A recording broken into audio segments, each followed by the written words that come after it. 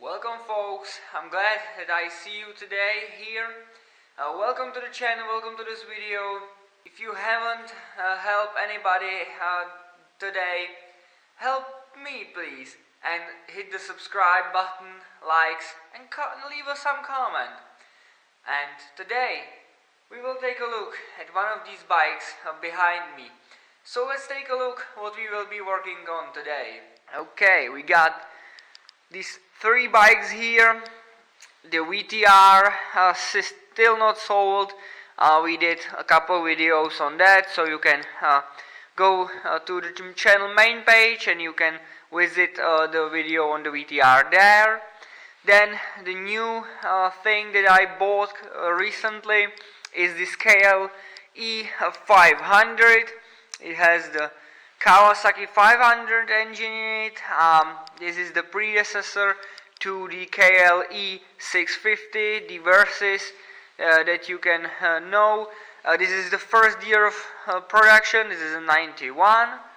But we will be today working on this 1988 or 89 Yamaha XV535 Virago. So let's get this Virago to the better light here and let's start on it.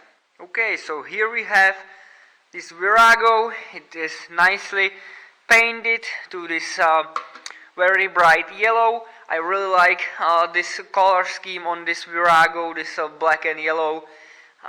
That's in my opinion a very nice color setup.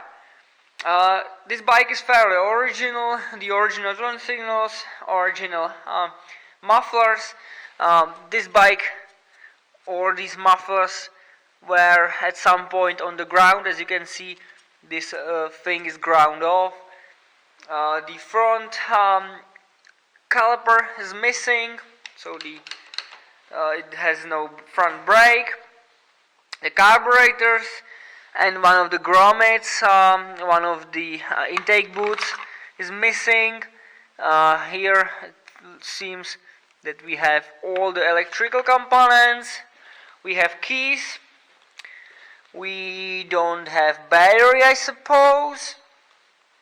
But the main thing that could be wrong with this bike is that the previous owner he wanted to do I think a revival to this bike. He wanted to rebuild the front caliper and also rebuild the carburetors, and he stopped there and never finished the bike.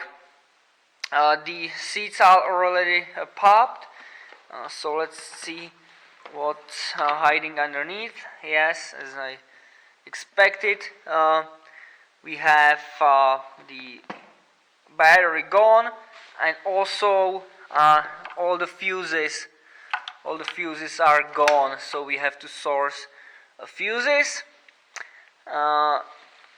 We got a couple things unplugged here, and but we do have keys. And now the main thing is if we can find in the spare parts that came with this bike, if we can find the complete carburetors and those intake manifolds, those intake grommets. So let me get these boxes up front and we'll search through them. Okay, in this box we have the air filter, the rear brake shoes, a couple of plastics and covers, and in this second one there should be what I'm interested in, and that being these carburetors. We have the body here, and now we have to take a look if we have the rest or if we are screwed a bit. So let me search through this real quick and I will show you if I will find anything. Well, since my videos are not staged and I do not look at these bikes before I show it on the video with you guys, I should have looked at this one because as you can see we have the parts of the carburetor laying on the table.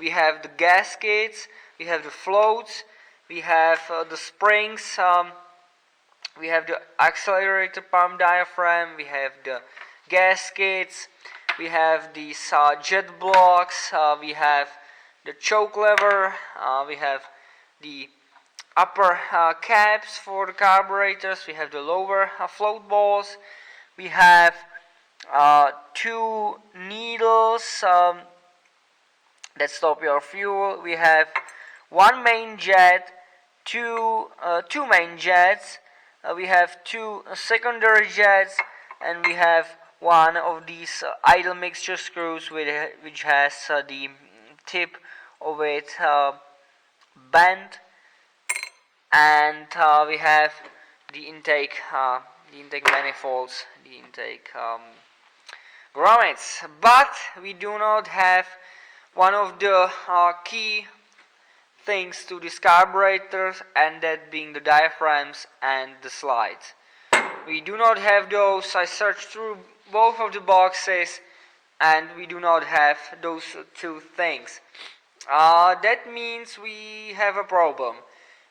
We cannot use this carburetor without the slide. It will not work.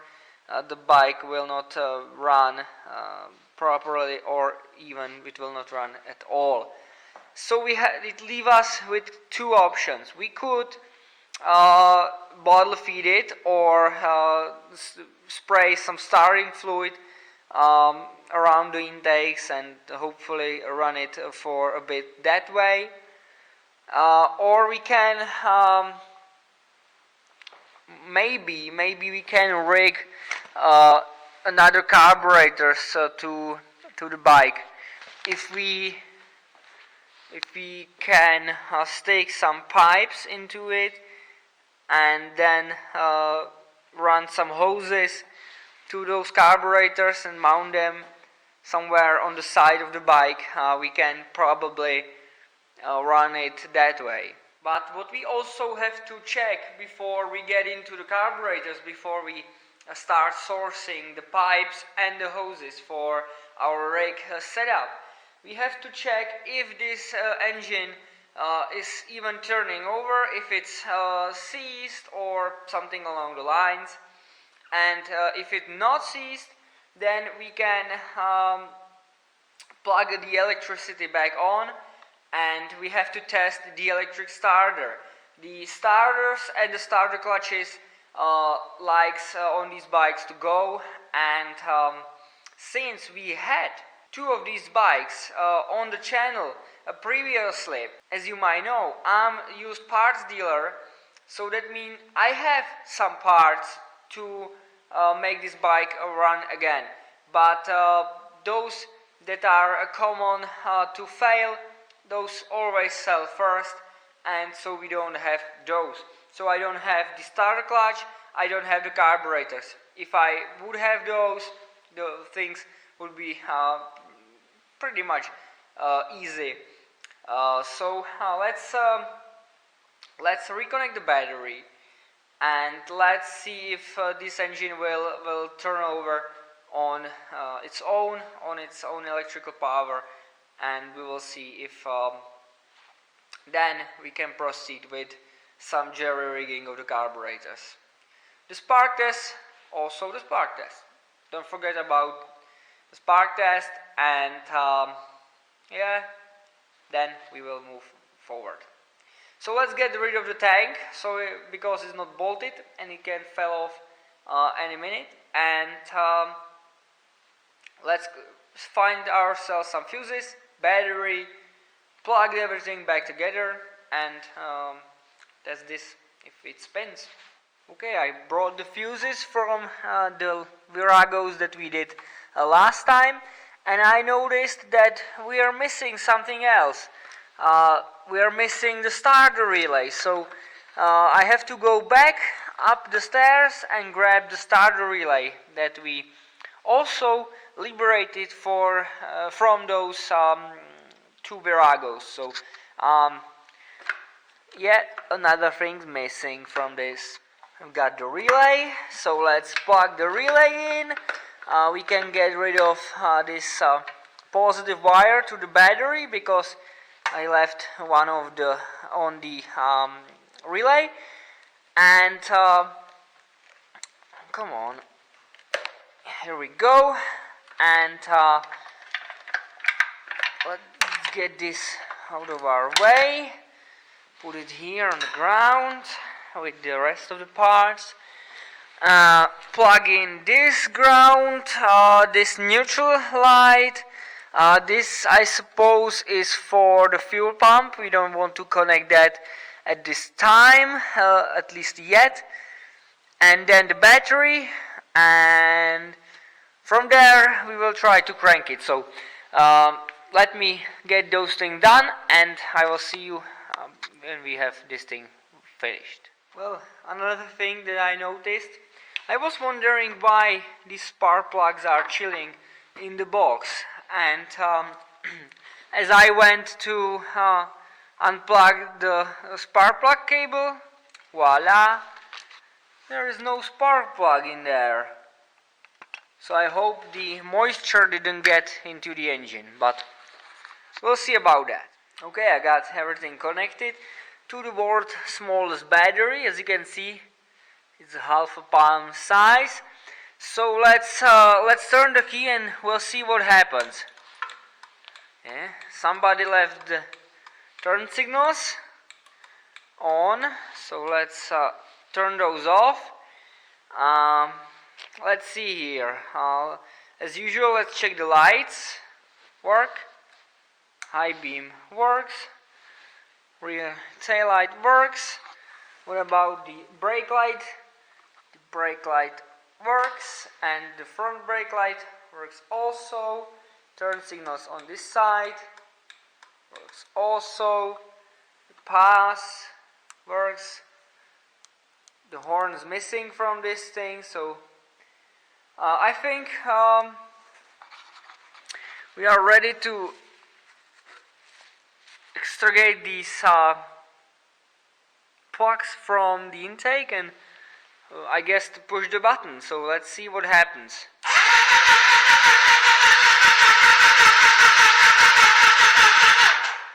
It seems to be turning, so let's plug in some, or this spark plug, and we'll see about the spark situation.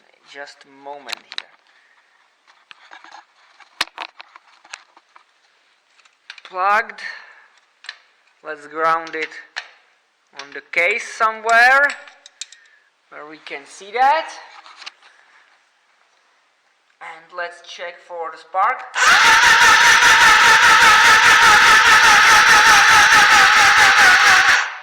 Yeah, we do have spark, but the battery is getting weaker.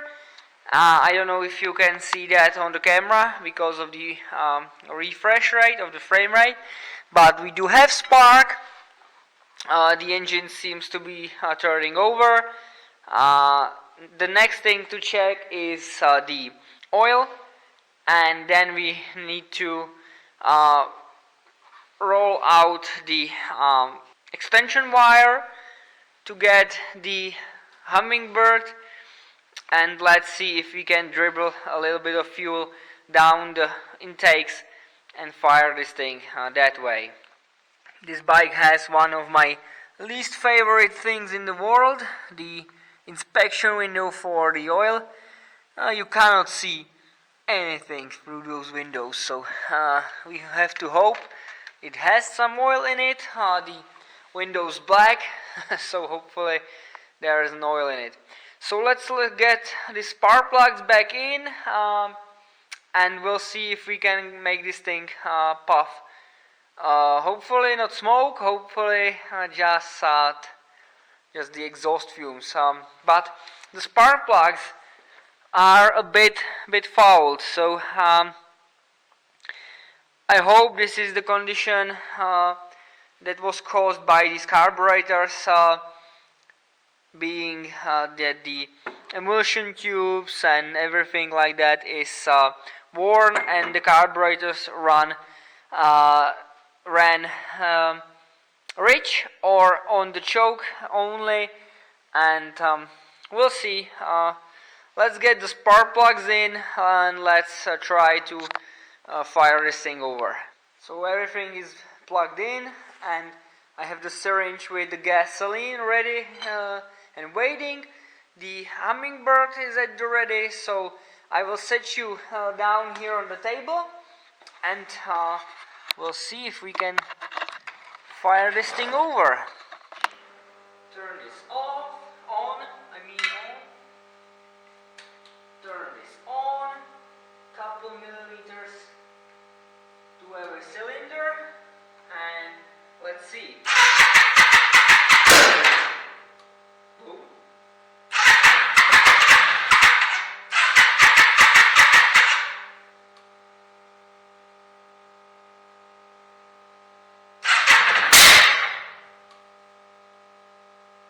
Oh, this bike has some problems.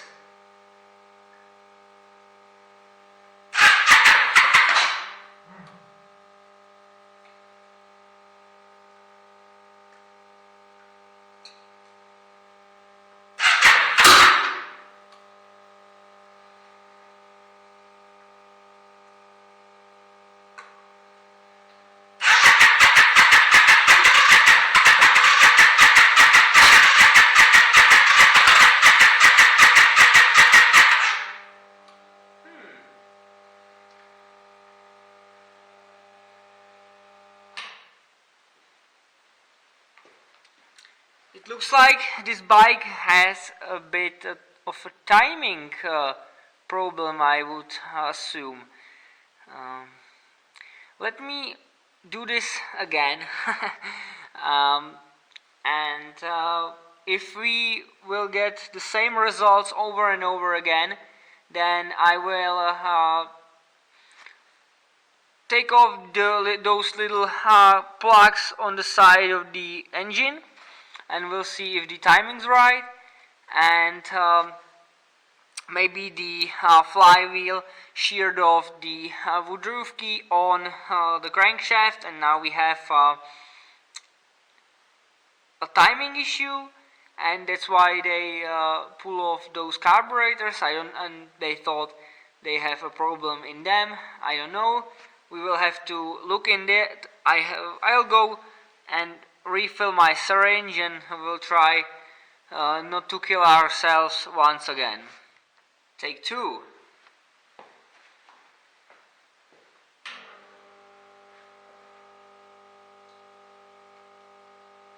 Fire in the hole.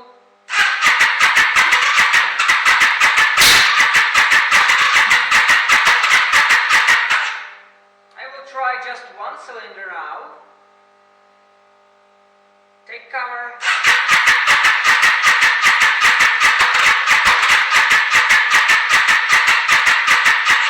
The rear one seems to be dead.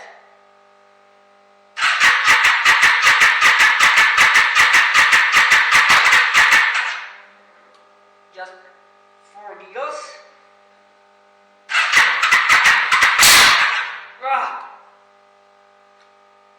Yeah, I will not do that anymore. So let's check the timing. These symptoms that we are getting, there could be a couple things wrong with the engine. The valve lash, the valve clearances could be out of whack, and the intake valves can be opened even when the piston goes into compression, and that can cause the backfire. Or the timing could be off, and we could be firing the cylinder when the intake valves are open, not closed, as they should be. So first thing I'm gonna do is I'm gonna take off these two plugs, and then there should be a cover on the head where I can see the timing gears on the camshafts. So we will take off those two, and we will see if this bike is in time, and if not, then we will have to make that right. Probably the key is sheared, and also we will check the intake and exhaust clearances. So let's get started. For this job you need the biggest screwdriver you can possibly find. In my case is this one, and we'll see if these plugs want to play nice. They do not. So I will try to help myself with another screwdriver to get a bit of leverage.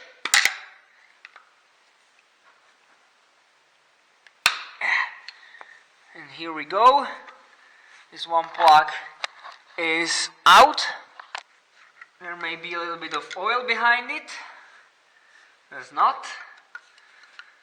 And then the little one is already a bit stripped, so I hope we can get it out.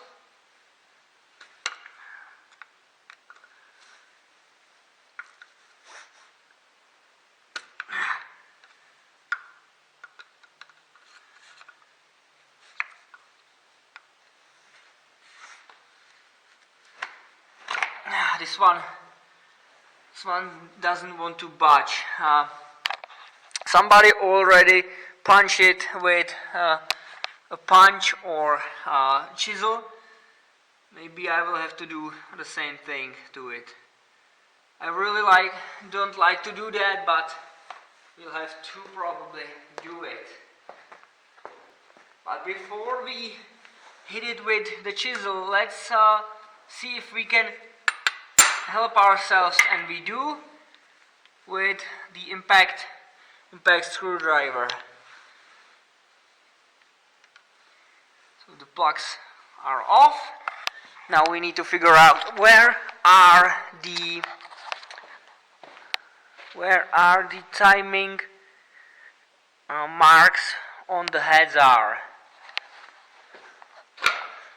Yeah, I see it. It's split right here, so we have to take off those two 5mm Allens and this top cover. Well, it's not probably a timing issue. We have this big one lining up, and the front cylinder is lined up with the dot and the little protrusion in the case. And if we rotate this engine again on the T-mark clockwise, we will line up the front timing mark also. Yeah, one revolution. The T is right there and the dot will line up. So I don't think we have the timing issue. I will have to look at this at home in the service manual, but let's check the valve clearances. Okay, so I checked the valve clearances, and both of the valve clearances that I measured, in fact I measured 3. I measured 2 intake valves, and because the exhaust valve on this real cylinder is a real sweet to get, I didn't go over that, because that cylinder is almost dead or dead, and this front cylinder is out of time, it seems. So I focused mainly on this first one, and the gaps are tighter than they should be. The intake one on this is like a 7 thou of millimeter, and on the exhaust it's like 0.12 millimeters. I think what we are looking for is around 15 and around 10 on the intake. So the next thing I'm going to do is I'm going to do a compression check on the number 1 and number 2 cylinders, and we'll see how that will turn out. Okay, so I already did a video on how to check a motorcycle compression, but it doesn't hurt to repeat it again. So what we have here is a cheap no-name brand compression tester. This is looking like this, and this is like 25 bucks. And if you have the bike in a stock condition and you have the carburetors installed, what you want to do is give the bike a full throttle. That way the engine is allowed to breathe and you will get the better reading that way. Also, another thing you want to check is if your bike has the automatic decompression valve. That information you can look out in your service manual, I hope so. This one doesn't have it, so and even it doesn't have the carburetors, so we can just turn the engine over and we'll see what results we can get from this. So let's see.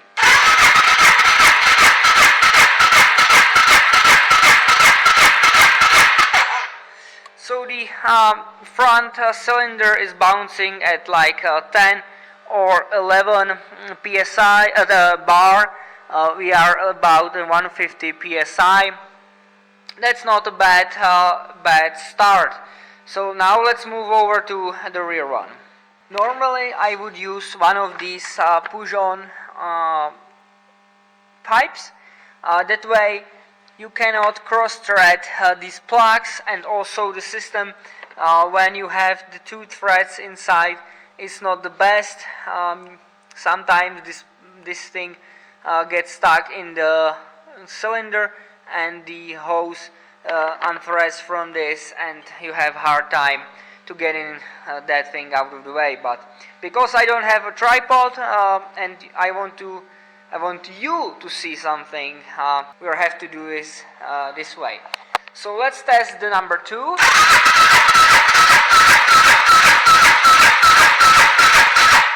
And the number 2 is about 145-ish, but that's really good, because you don't want to have the difference between those cylinders more than 25 psi one from each other. So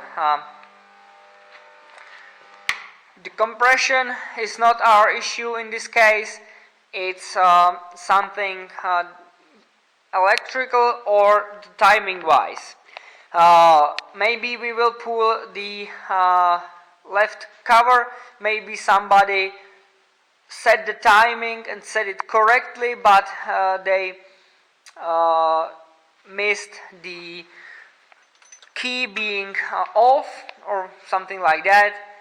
So that, or we have a faulty ECU unit.